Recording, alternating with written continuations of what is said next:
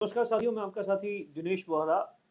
कल बाड़मेर के कल्याणपुर थाना इलाके में एक दलित युवक की हत्या करके उसके शव को घर के बाहर ही सड़क पर फेंक दिया था। इस मामले में कल्याणपुरा थाना पुलिस में बाबूलाल की ओर से रिपोर्ट दी गई थी, जिसमें ये बताया गया था कि भाई मेरा भतीजा है जिसका नाम तग्गाराम है, जो कि पेशे से ड्राइविंग का कामकाज करता है। उसका कुछ लोगों ने अपहरण कर दिया है, क्योंकि उसके पास में ऐसा बताया जाता है 1,70,000 रुपये थे। और उसके बाद में उसके साथ में पहले पैसे को लूट दिया और उसके बाद में उसके मारपीट करके उसकी हत्या करके उसके शव को अपने ही घर के आगे फेंक दिया। इस मामले में जब परिवार के लोगों को, समाज के लोगों को पता चला, तो वहाँ भारी भरकम भीड़ जमा हो गई थी, क्योंकि जिस तरीके से बॉडी मिली थी यकीनन चौंका देने वाली थी। हाथ और पैर बंधे हुए थे, शरीर पर चोट के कई निशान थे। तो उसके बाद में पुलिस ने भी इस पूरे मामले को गंभीरता से लिया।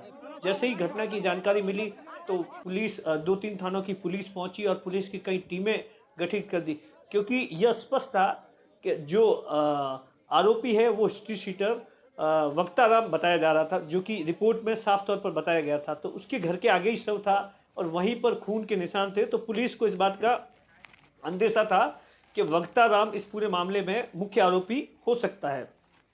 जिसके बाद में पुलिस ने कई टीमें गठित की।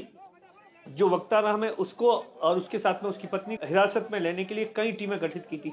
तो दूसरी तरफ समाज के लोगों और परिवार के लोगों ने साफ तौर से इनकार कर दिया था शव उठाने को लेकर। उनकी बहुत सारी मांगे थी। जब देर शाम तक इस मामले को नहीं सुलझा, वहाँ के लोकल जो एडिशनल एसपी थे और बाकी जो प्रशासन के अधिकारी थे, उन्होंने लगातार समाज के लोगों से, परिवार के लोगों से बातचीत की, मामला सुलझा नहीं। फिर ऐसा बताया जाता है कि देर रात बाड़मेर के एसपी, कलेक्टर सहित बाकी जो प्रशासनिक अधिकारी थे और जो पूर्व एमएलए गोपालराम मेघवाल और बाकी लोग वहाँ पहुँचे और परिवार और समाज के साथ में वार्ता की। जो परिवार की कुछ मांगे थी उसे मान लिया गया।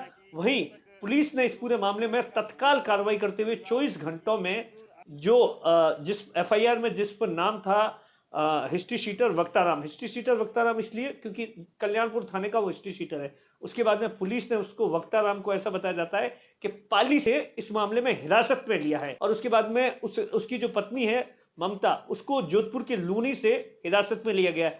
दोनों को पुलिस लेकर आई है और पूछताछ कर रही है कि आखिर इस वारदात को उन्होंने किस तरीके से अंजाम दिया, क्यों अंजाम दिया, क्या पहले से ही वक्ताराम जो ड्राइवर तोगाराम है उसको जानते थे, क्योंकि इस मामले को लेकर भारी प्रदर्शन हो रहा था।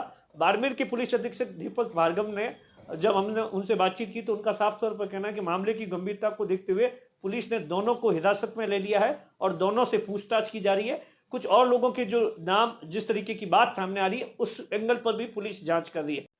पुलिस और प्रशासन के आला अधिकारियों ने परिवार और समाज के लोगों से जब रात में समझाइश की, तो उसके बाद में मौके से शव को उठाकर मोर्चरी में लाया गया, जहां पर पोस्टमार्टम के बाद में देर रात परिजनों को सौंप दिया गया है। अब इस पूरे मामले में पुलिस हर एंगल से जांच कर रही है, साथ ही पति और पत्नी से कड़ाई से पूछताछ कर रही है और किस तरीके से इस पूरी घटना को अंजाम दिया गया और उसके बाद में वो किस तरीके से मौके से फरार हो गए थे और क्या उस रात को घटना घटित की। कैमरे के पीछे अशोक है, मैं आपका साथी दिनेश बोहरा।